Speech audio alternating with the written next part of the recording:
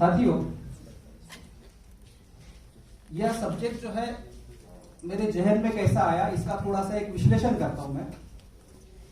पिछले साल हम लोग सिरपुर में थे और हुआ ये, अनाउंसमेंट कर लेता हूं, भंते सुनीति और भंते विजया मैत्री इस साल सिरपुर में है और सेम विषय जो है वो वहां भी डिस्कस हो रहा है।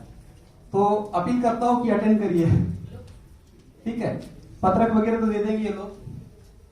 तो पिछले साल मैं सिरपुर में था और इंटरनेशनल कॉन्क्लेव होता है। नरेंद्र सिंह है, बहुत एक्टिव पर्सन है, बहुत फटाके भी बांध रहे उसको अपने श्लोक। तो सिरपुर में दो जगह पर प्रोग्राम होता है, महानदी के बाजू में और मोटेल में। अब ये कॉन्क्लेव करने का जो तरीका है हमारा, ये इंटरनेशनल है तो कुछ चर्चा मॉडल में भी होती है। हमारे विजय जी वहां सामने थे, बैठे नागदेव जी। और क्या हुआ, नरेंद्र सिंह ने भंते जी को कुछ सवाल पूछे कि भंते, और बड़े विद्वान बनते हैं, एक्चुअली विद्वान भंतों का नाम मैं भूल जाता हूं, जो अच्छे बनते हैं ना, मैं तो बोलता हूं कि जो अच्छा भिक्खु है दुनिया का अच्छा भिक्खु मेरे पास लाओ, मैं साबित कर दूंगा कि वो अच्छा नहीं है।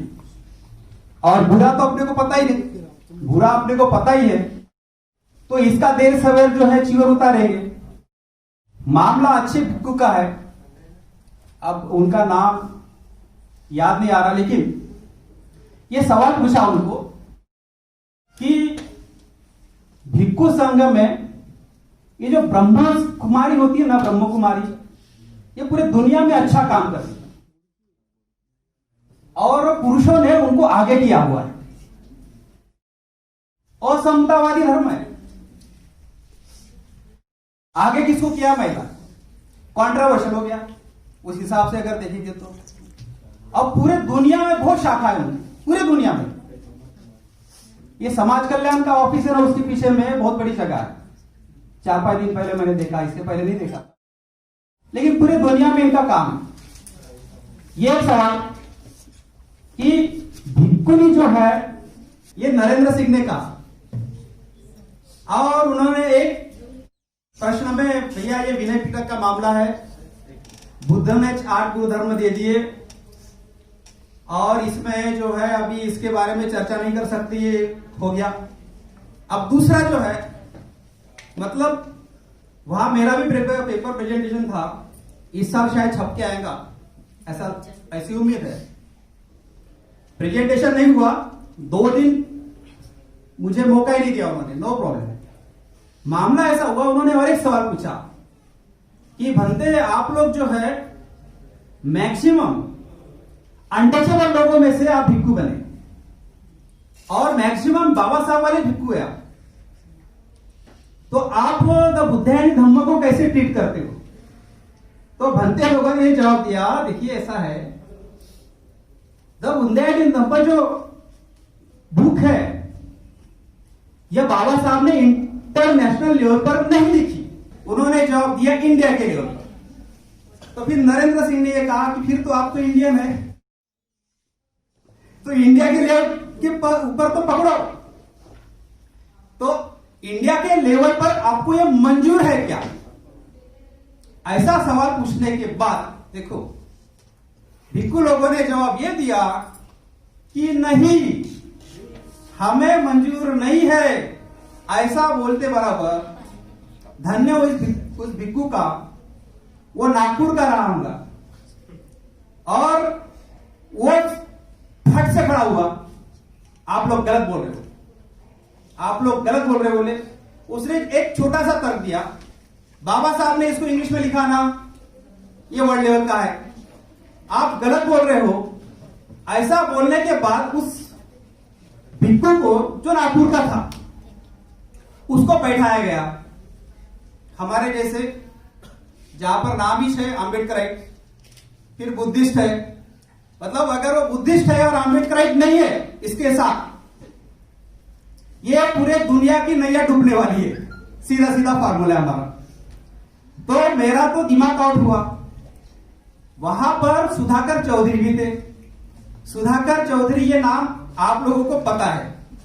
और सुधाकर चौधरी जी को मैंने ये कहा, आप कई सालों से आते हो, ऐसा मुझे आपने बताया, मैं पहली बार गया था। इतने सालों से आप आते हो और आपके सामने ये फालतूगिरी चलती है, ये कैसे? तो उन्होंने इधर उधर की सब बातें की है, लेकिन सबसे पहले एक वाक्य बोला उन्होंने। वो बाबा साहब ने भी कहा, educate, educate, organise, have faith in yourself and never lose hope. इनका निचोड़ है, ऐसा मुझे वो लगा। उन्होंने ये कहा, सुधाकर चौधरी ने, हमें अपने बलबूते पर काम करना पड़ेगा।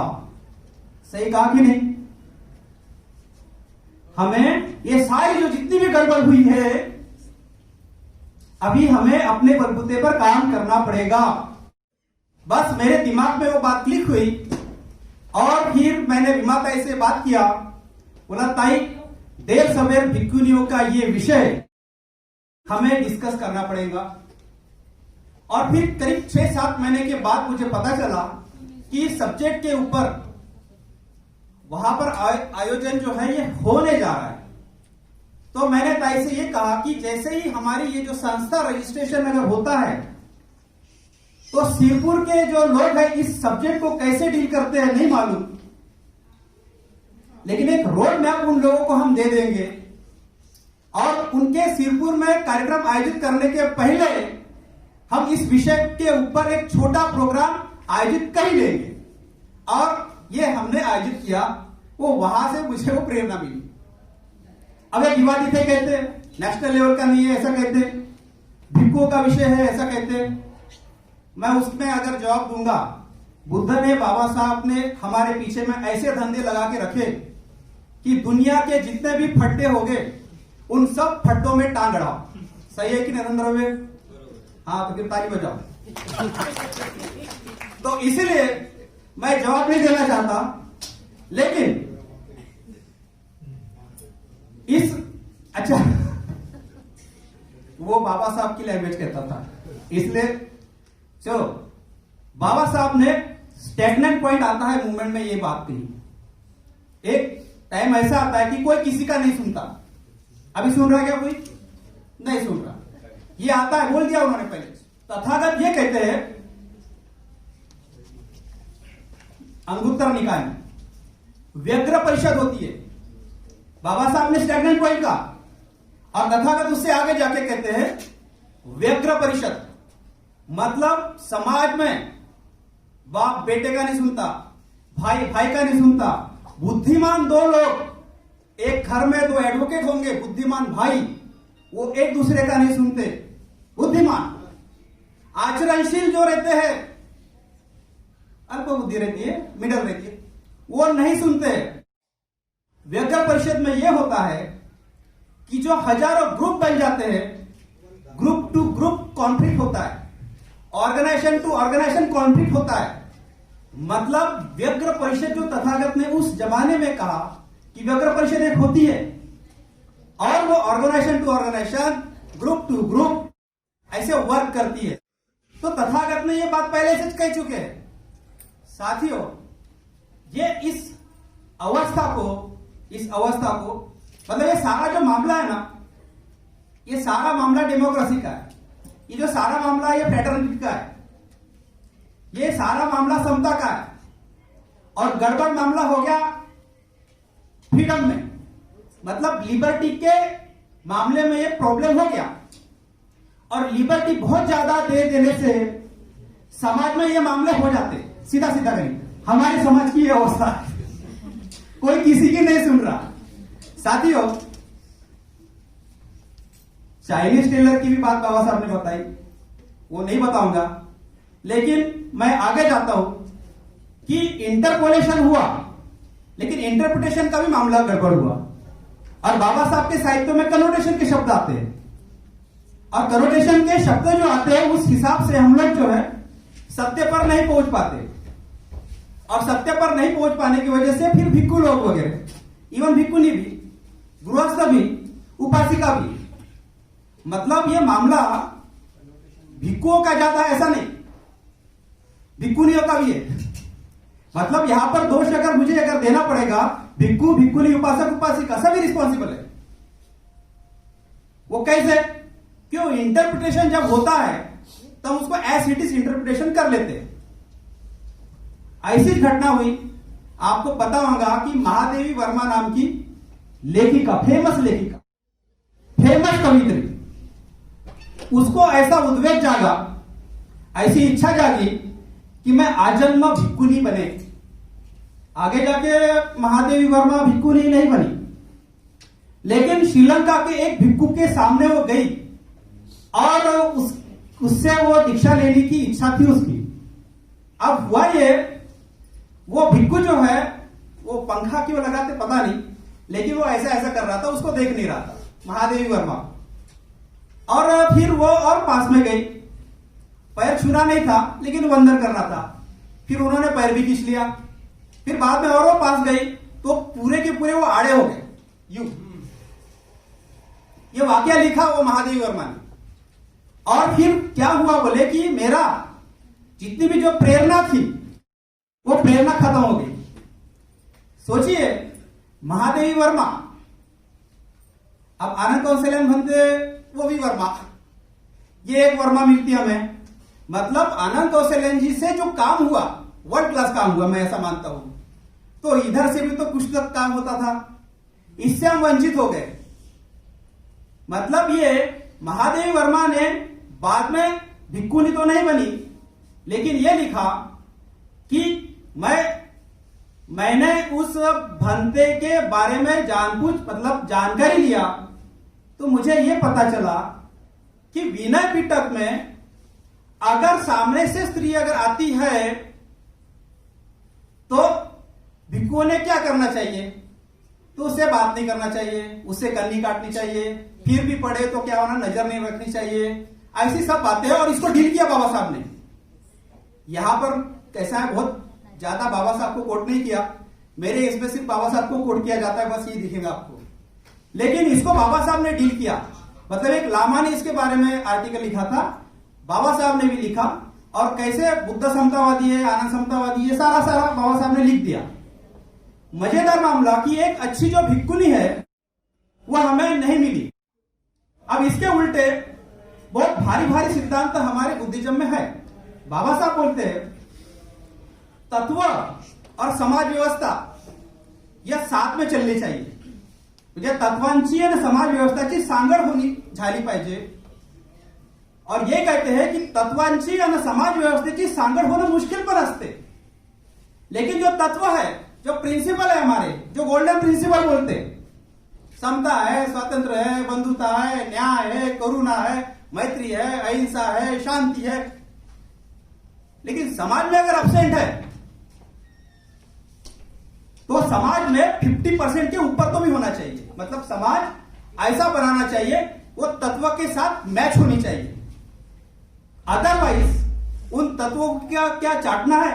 अरे समतावादी है, स्वतंत्रवादी है, बंधुतावादी है, न्यायवादी है, जो इसके अगेंस्ट में है उनकी सत्ता आती है और अपनी नहीं आती।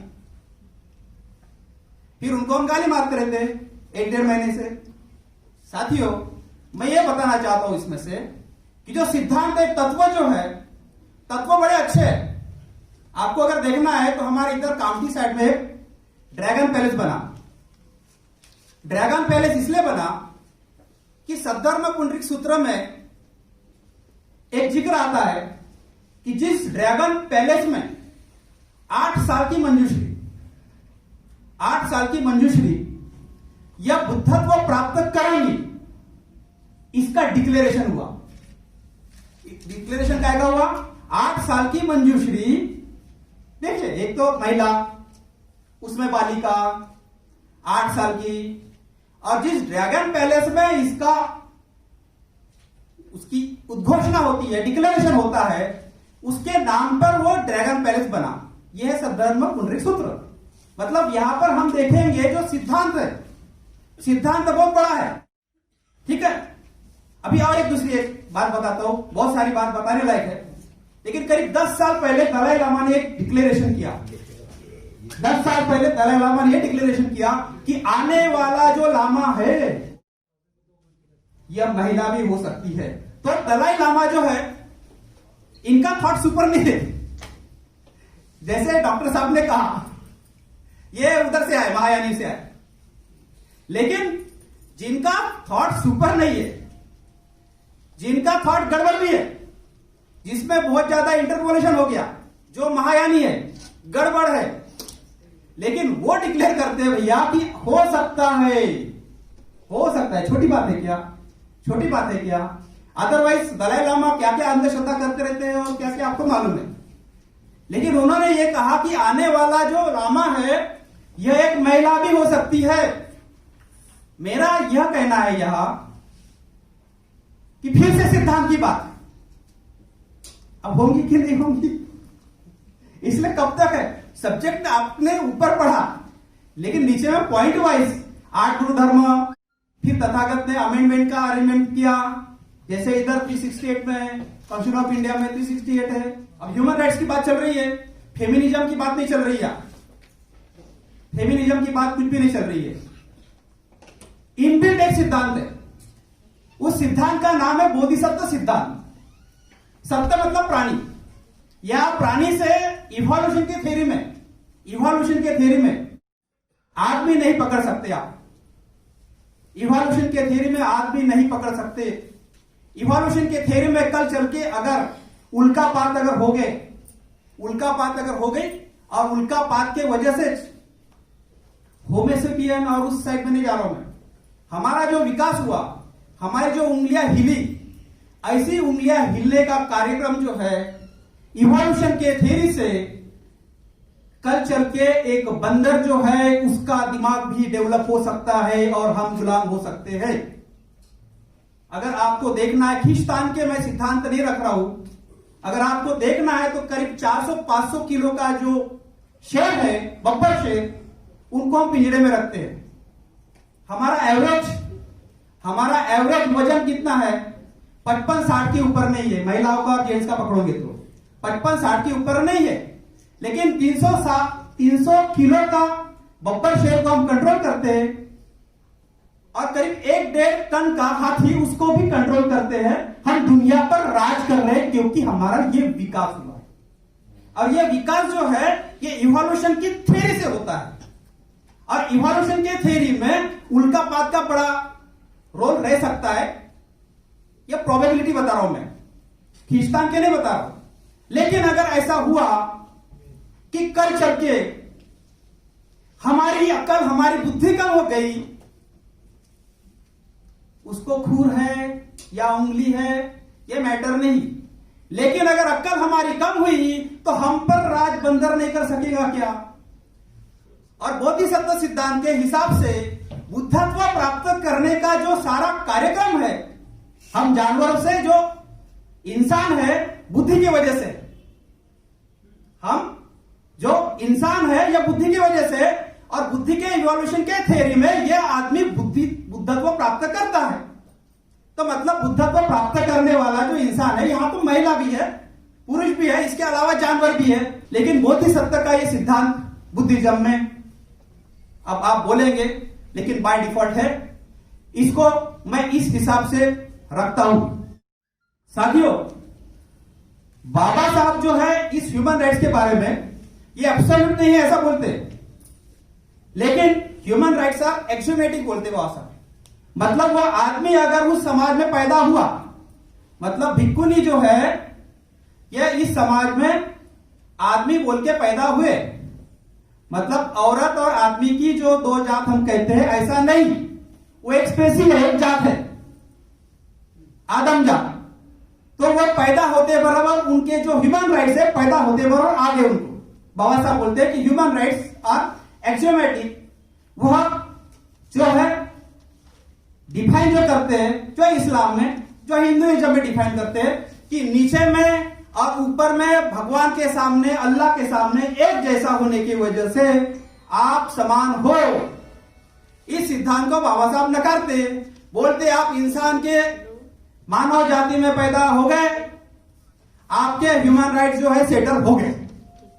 तो यहां ये जो मामला है यह ह्यूमन राइट्स का तो है, लेकिन ह्यूमन राइट्स में जो कॉन्फ्लिक्ट है, फिर से मामला यह है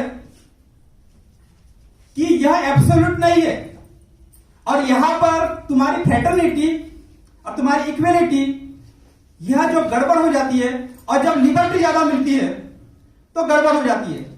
आपने फेमस केस देखा होगा शबरीमाला मंदिर का। 3 जजेस लोगों ने रिजल्ट दिया, 3 जजेस लोगों ने डिसीजन दिया, 5 बाद में, पहले 3 महिलाओं ने मंदिरों में प्रवेश नहीं। इसके बारे में जो जजमेंट है यह इंदु मल्होत्रा ने दिया। मतलब महिलाओं के खिलाफ किन्होंने जाना था? पुरुषों ने। गई कौन? महिला, इंदु मल्होत्रा गई। अब यह कास्ट तो है लेकिन कास्ट के साथ इसको अनब्रिडल्ड लिबर्टी भी मिली हुई है, इसलिए कुछ भी कहती है। इसको अगर समता नाम की क्या चिड़िया अगर पता चलता था, समता नाम की चिड़िया क्या चीज है अगर पता चलता था तो उसने ये जजमेंट नहीं दिया होता। ये मैं आपको इसलिए बोल रहा हूं कि जहां आजादी ज्यादा हो जाती है वहां अनब्रिडल जो है सारा समाज जो है यह अनकंट्रोल हो ही जाता है और व्यक्तिगत भी अनकंट्रोल हो ही जाते हैं। फिर भिक्खू वगैरह और ये सारे जो लोग हैं जहां पैट्रियार्की है अभी भी पूरी दुनिया में, यह भी अनकंट्रोल हो ही जाते हैं। महिला को जब आजादी मिलती तो अनकंट्रोल नहीं होते क्या? नागपुर में पत्नी पीड़ित पुरुष संगठन है, मतलब महिलाओं से जो हैरान परेशान पुरुष है उनकी भी संगठन है और पूरे इंडिया में उनके मेंबर्स है और सहमत महिलाओं से पत्नियों से वो पीड़ित है। क्या है? आजादी मिली, उसका गैर फायदा जो लेना यह काम हो ही जाता है।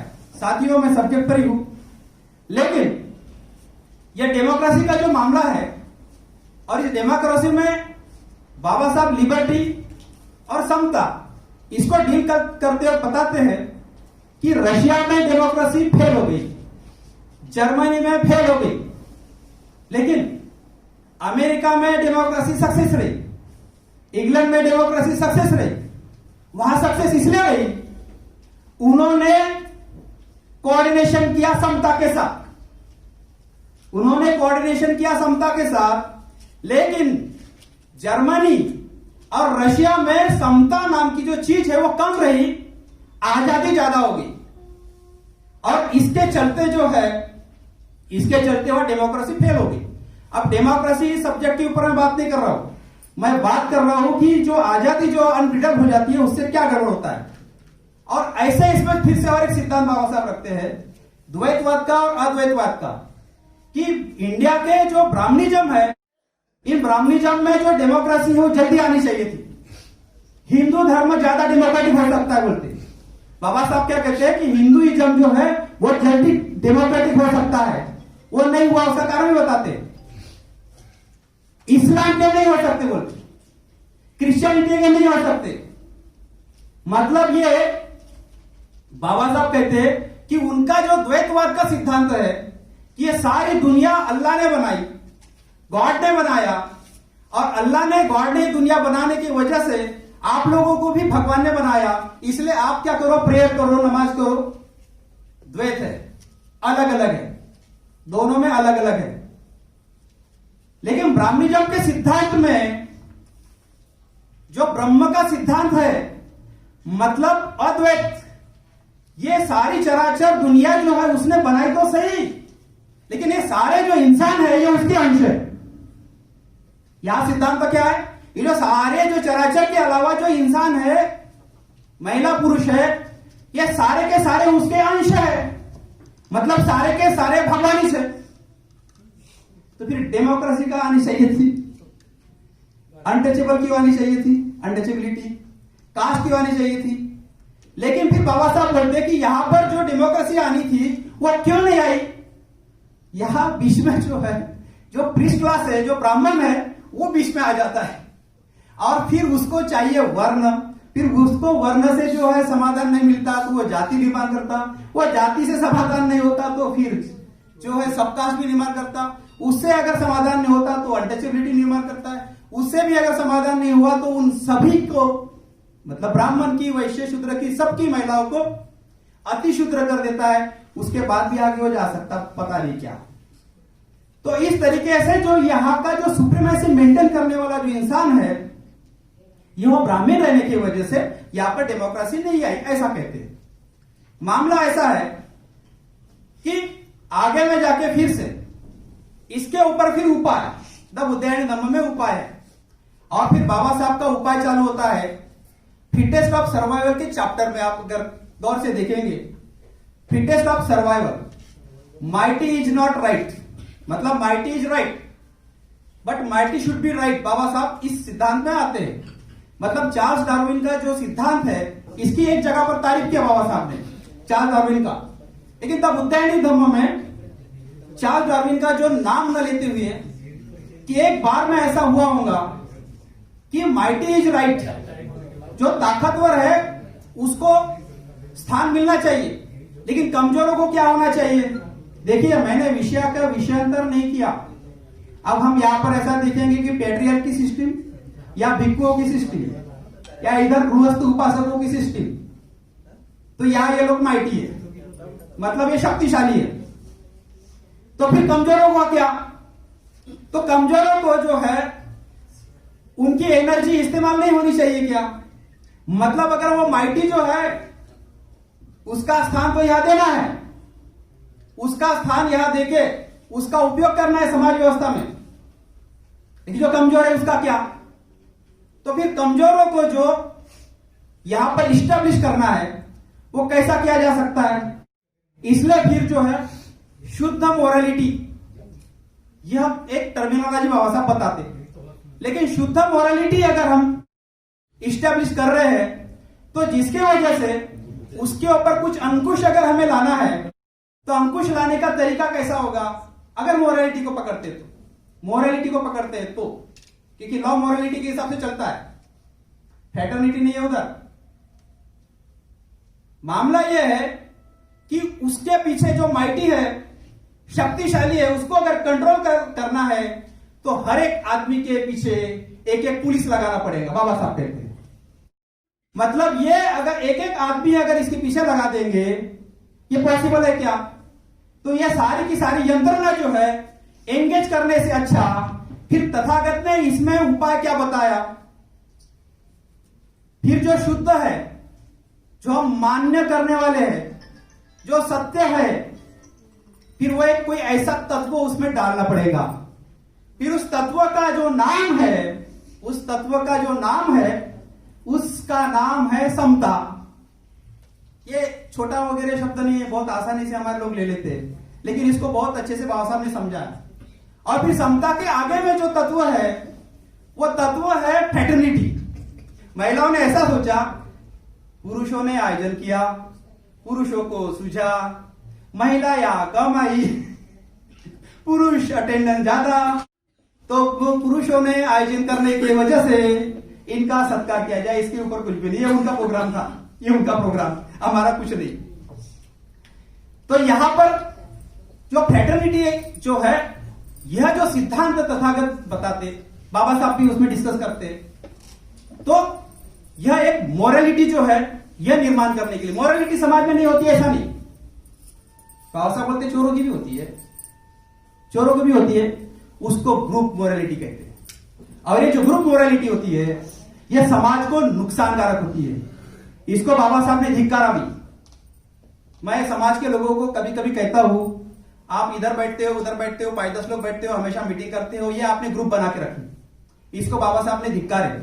अरे दम है, हिम्मत है, एक ऑर्गेनाइजेशन फिर से ओपन कर, 1.5 दिन के बाद बंद कर देना चलेगा, लेकिन ये ग्रुप जो है यह निर्माण मत करो। वो इसलिए कि इससे समाज का नुकसान ज्यादा होता है, ये बाबा साहब ने पहले से बता के रखा। लेकिन ऑब्जेक्ट्स के बारे में बाबा साहब कहते हैं, आपको सॉल्यूशन मेरे चाहिए कि बाबा साहब के? बाबा साहब के, मेरे नहीं। मैं जहां भाषण देने जाता हूं ना, अगले साल मुझे बुलाते नहीं, क्योंकि मैं बाबा साहब के सॉल्यूशन बोलता हूं, और उनको चाहिए रहते अपने हिसाब से, उनको कार्यक्रम करना रहता है लोकल का, अगले साल मुझे नहीं बुलाते। जिसकी कोई स्टडी विडी नहीं है उसको 2-4 बार रिपीट करते वो लोग, उसकी टिकट विकेट सब करते।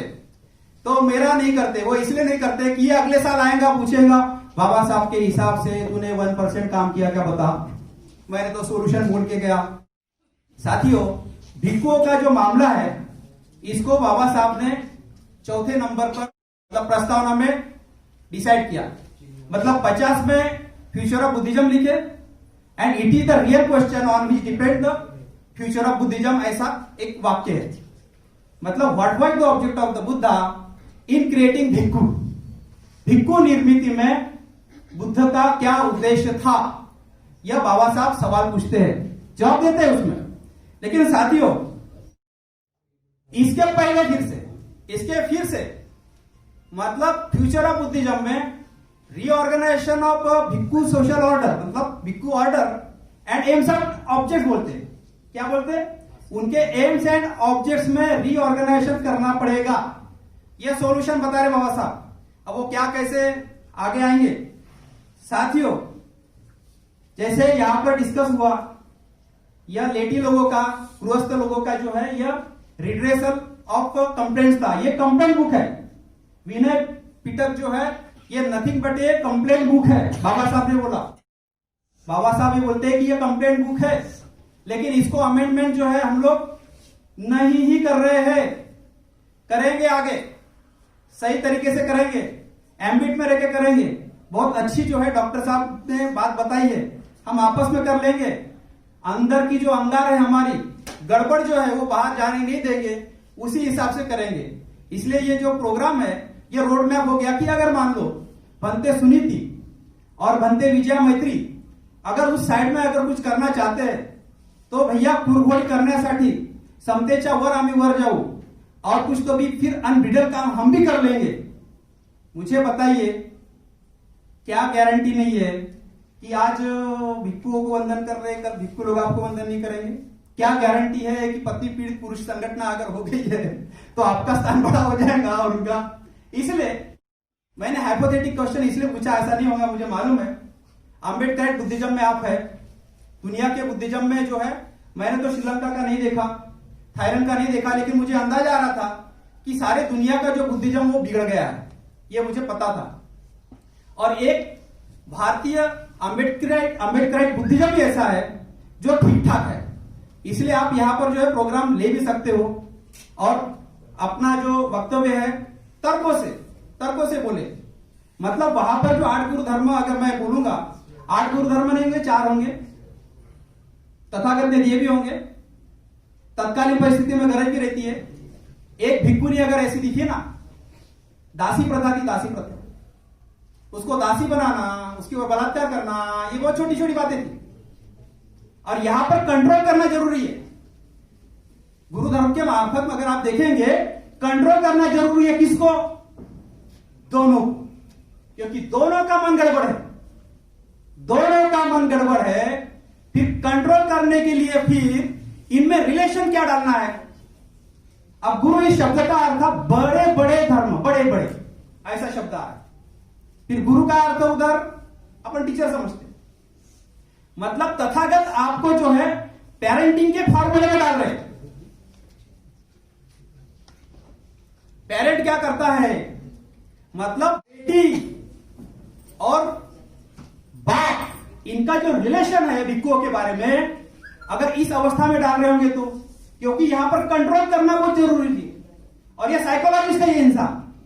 दूसरा ऐसा कि एक टीचर जो होता है और एक विद्यार्थिनी जो होती है, उनके बीच में जो गड़बड़ ना हो, मतलब एक विद्यार्थी और एक टीचर की जो भावना जो है, यह भावना भी यहां पर निर्माण करना जरूरी था, मुझे ऐसा लगता है। लेकिन फिर आनंद कौशल्यान जो है एक अच्छा सिद्धांत दिया, जो जो बुद्धि संगत नहीं है और जो जो तर्क संगत नहीं है वो बुद्ध का नहीं है। और इंटरपोलेशन जो हो गया है, यह जो ताकत से जो बोलने वाला कोई इंसान है, तो वह सिर्फ और सिर्फ कौन है? बाबा साहब है। इसलिए इंटरपोलेशन हो गया, इसमें घुसड़न हो गया। साथियों, पूरा द बुद्धायनी धम्म जो है अगर आप देखेंगे पीछे से आगे, आगे से पीछे वगैरह, मुझे कभी कभी हैरत होती है ये पूर्णा नाम का जो भिक्षु है, इसकी स्टोरी बाबा साहब ने कहीं पर भी कोट क्यों नहीं किया। अगर ये पूरा नाम की अगर स्टोरी अगर कोट किए रहते ना, तो हम लोगों ने जो है ना हथियार, फावड़ा, कुलाड़ी ये सब लेके भिक्कुओं के पीछे पड़ गए रहते। ऑफकोर्स भिक्कुनियों के भी पीछे पड़े रहते, क्योंकि उसको पढ़ने के बाद, पूर्ण की स्टोरी पढ़ने के बाद भिक्खु भिक्कुनियों के पीछे जो पढ़ने का जो कार्यक्रम था, मतलब देखिए कोट किया, डॉक्टर साहब ने कोट किया, समझदारी न नवीन रोपटा आहे काळजी घ्यावं लागेल, ये इसको ज्यादा संभालना पड़ेगा, ये बड़ा होगा तब संभालने की ज्यादा जरूरत नहीं पड़ती है, इसलिए केयरफुली, दबाना, धीराना। इधर से मैंने ये कहना सही नहीं है। अनटचेबिलिटी इरेडिकेशन के बारे में वल्लभ पटेल, नेहरू, गांधी यही बोल रहे थे, लेकिन हम आपके साइड से थे, हम आपके साइड से थे, परंतु दमाना और धीराना, इसका जो गैर फायदा जो है वो कोई ना करे। अदरवाइज कल का एक बुद्धिस्ट यहां पर आता है, क्योंकि आप लोग लेट आने की वजह से उनको यहां पर हमने बुला लिया और उन्होंने वो स्टेटमेंट पास कर दिया, रमेश राठौड़ ने। अब बोल दिया कि हमने क्या लेना चाहिए आपसे, यू आर सीनियर पर्सन, हमारे सामने आप सीनियर हो, क्या लेंगे आपसे, मतलब हो गया, मतलब इसको कोट किया, विमल कीर्ति साहब ने इसको कोट किया। मैं भी समर्थन में हूं, मैंने कोई अपना भाषण और ये जो है वो जो विचार है वो चेंज नहीं किया। प्रोग्राम फिक्स होने के पहले से भिक्कुओं ने क्या करना है और भिक्कुनियों ने क्या करना है, इसका रोड मैप जो है कि मेरे पास पहले से तैयार था। साथियों सोल्यूशन पर आऊंगा मैं, वो आपको दिख जाएगा, लेकिन साथियों मामला होता है, जरा जल्दी से खत्म हो जाऊंगा, कोई ये नहीं, सोल्यूशन के पॉइंट पर आ रहा हूं। हमारी समस्या जो है, हमारी समस्या वो नहीं है कि हमारे समाज में जो नालायक भिक्खु है, यह समस्या तो है, लेकिन इसको मैं बड़ी समस्या नहीं मानता, इसको मैं बड़ी समस्या नहीं मानता। वो इसलिए बड़ी समस्या नहीं मानता हूं कि ये जो नालायक भिक्खु है ना, कभी शराब पीता होगा, कभी गुटखा ये करता होगा, आलस में रहता होगा, लफड़ा भी कर लेता है, दान पर जीता है, स्टडी नहीं करता, प्रवचन नहीं दे पाता, अंधश्रद्धा युक्त प्रवचन देता है, परित्राण पाठ करता है, शादियां लगाता है, ये उसके धंधे, प्रीस्ट वाले काम सारे। मेरा मामला ऐसा है, हमें जिन अच्छे भिक्कुओं को फाइल पर लेना है, अच्छे भिक्कुओं को, ये जो लायक भिक्कु है ना, उसी को फाइल पर लेना पड़ेगा। वो इसलिए इसको फाइल पर लेना पड़ेगा। क्या करता है ये लायक भिक्कु? यह लायक भिक्कु अच्छी स्टडी करता है, दान पर नहीं जीता, आचरण करता है, पराई औरत या जो भी है औरतों के चक्कर में नहीं पड़ता है, आलस में नहीं जीता, अच्छी स्टडी करता है, अच्छा भाषण देता है, बैठ के प्रवचन नहीं करता, इधर से करता है, ये भी मामला है। तो ये जो लायक है ना, सही बात है, लायक है। साथियों ये जो लायक है ना, ये नालायक की तुलना में लायक है, ये नालायक की तुलना में लायक है। बुद्ध एंड बाबा साहब के हिसाब से लायक होगा आज, इसकी गारंटी नहीं।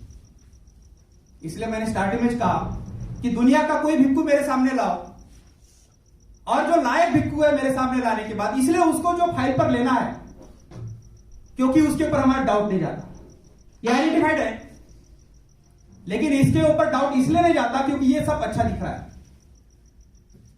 लेकिन बुद्ध एंड बाबा साहब के हिसाब से ये लायक नहीं है, मतलब नालायक है। एक सवाल पूछो, क्या इस 3 दिन में या 3 महीने में या इस 3 साल में कोई एससी के एरिया में गया, कोई भंगी के बस्ती में गया? मैं गया था आज सवेरे, उनके बारे में प्रोग्राम लगाने वाले 2 महीने के बाद डिक्लेरेशन करने वाले थे, लेकिन वो चले गए।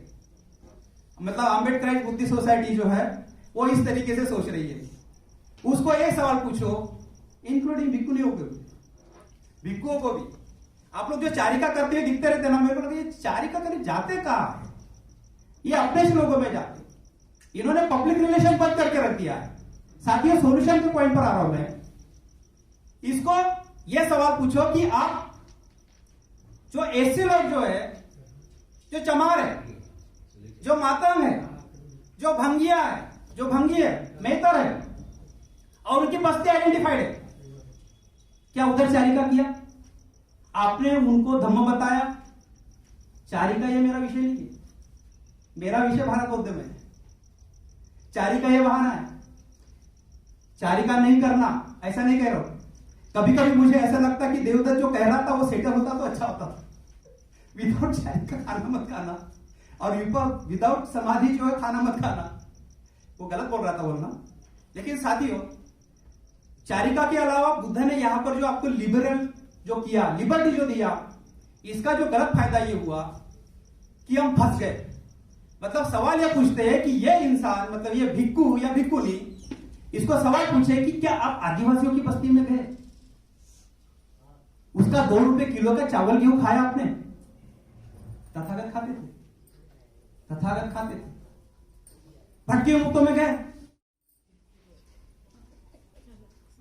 मुस्लिमों में गए, क्रिश्चियनों में गए, धर्म बताया, कन्वर्ट हुआ कोई? गए थे बोल रहे हैं, कन्वर्ट नहीं हुआ ना, मतलब गए नहीं। तो साथियों, आप गए होंगे, अच्छी बात है, जाना पड़ेगा ज्यादा। सवाल फिर से खड़े होते, क्या परसेंटेज में गए? पूर्ण का सिद्धांत जो है, पूर्ण बनते का, वो फिर से आ जाएगा।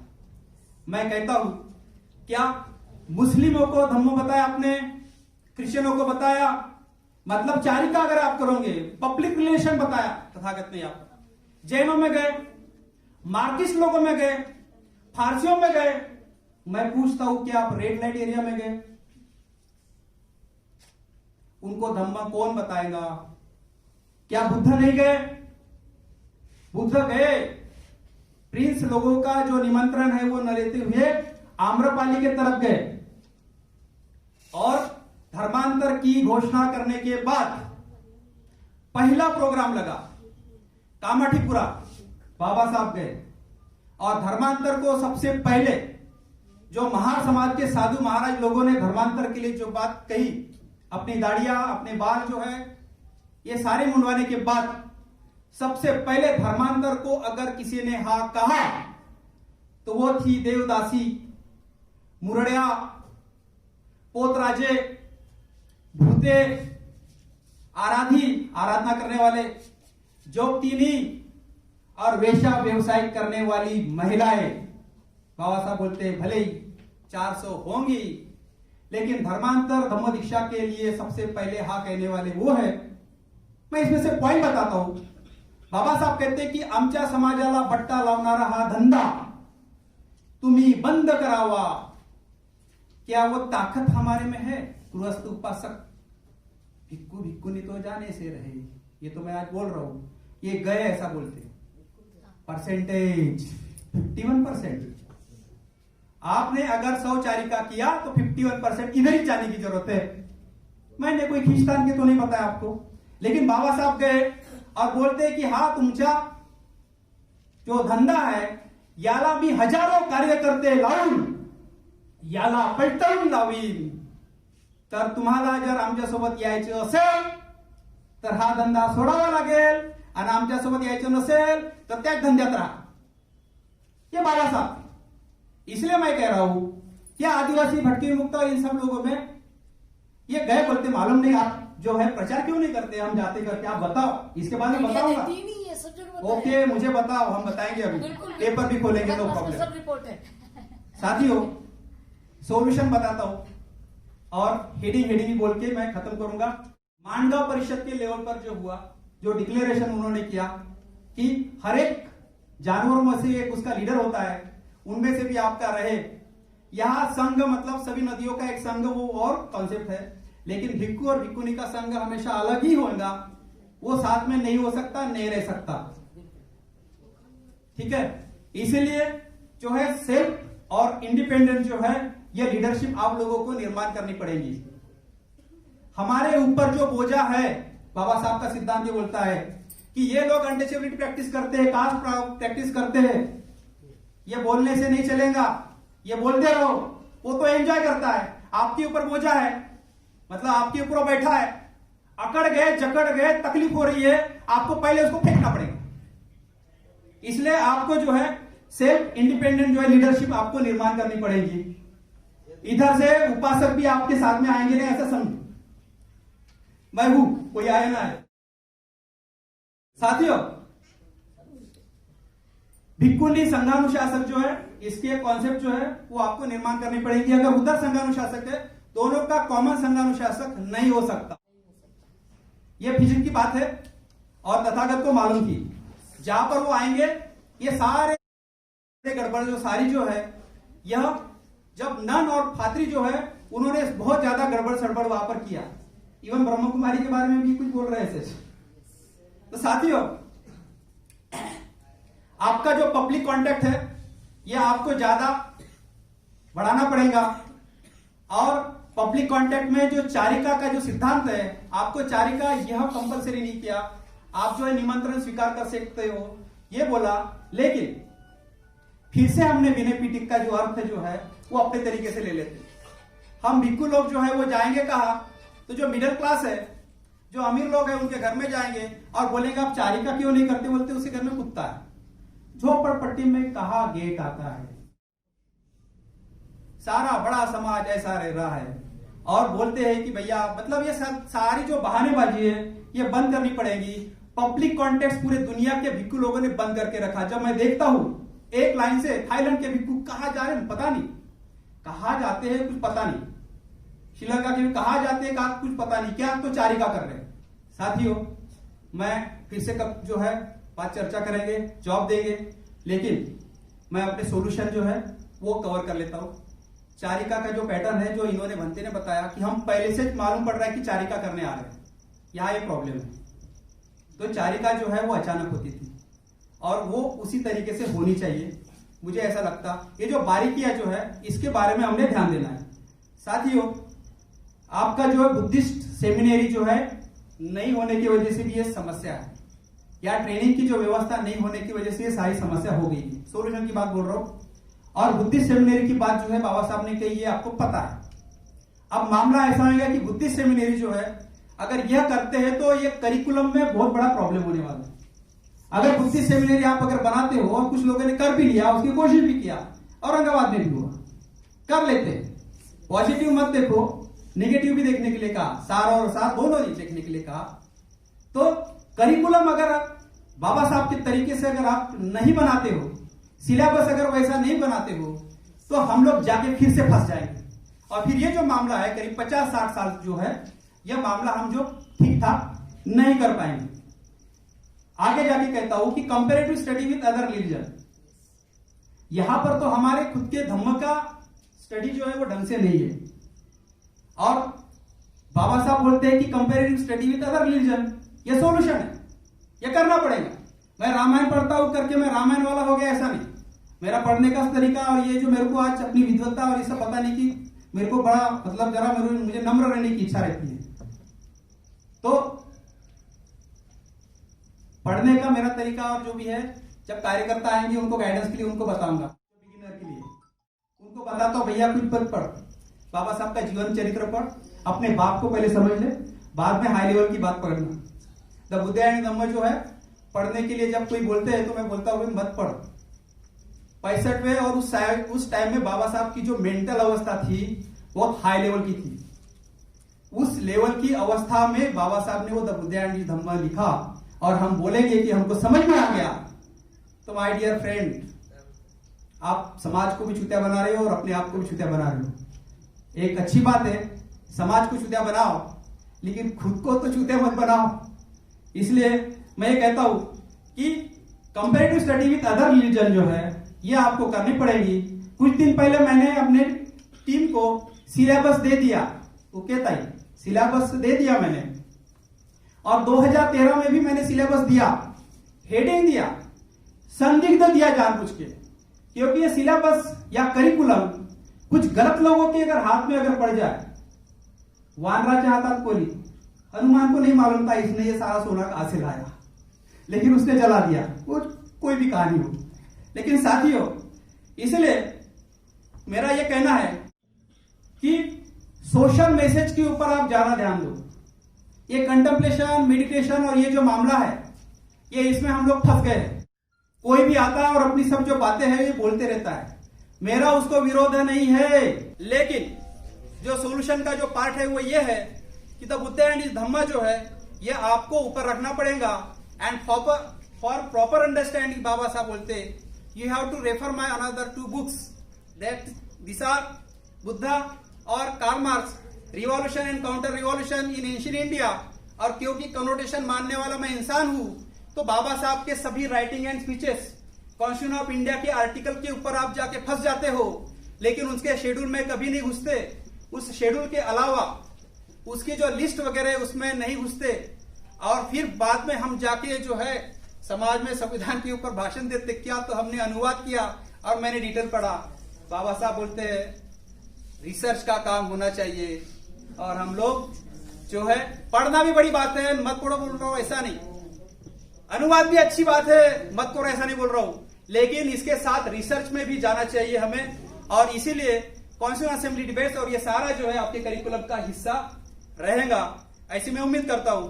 आपको प्रमोट करना पड़ेगा the Buddhist society of India, आपको प्रमोट करना पड़ेगा the Buddhist society of India, और सिक्योरिटी के लिए आपको प्रमोट करना पड़ेगा समता सैनिक दल। सही है कि नहीं धनद्रव्य? इसलिए साथियों ये जो बुद्धिस्ट सेमिनरी जो है ये सोल्यूशन का पार्ट है, ये मैंने आपको बताया। आप लोग करेंगे, आगे में जाके सोचेंगे, इसके बारे में कुछ तो भी करेंगे, ऐसी मैं उम्मीद करता हूं। आप लोग करेंगे या ना करेंगे, लेकिन अम्बेडकराइट्स बुद्धिस्ट सोसाइटी जो है इन फ्यूचर में अगर आप करें या ना करें, लेकिन अम्बेडकराइट बुद्धिस्ट सोसाइटी जो है यह बुद्धिस्ट सेमिनरी का जो काम है यह भी अपने हाथ में लेने वाली है। इतना मैं बोलता हूं, यहीं पर रुकता हूं। जय भीम, जय प्रबुद्ध विश्व।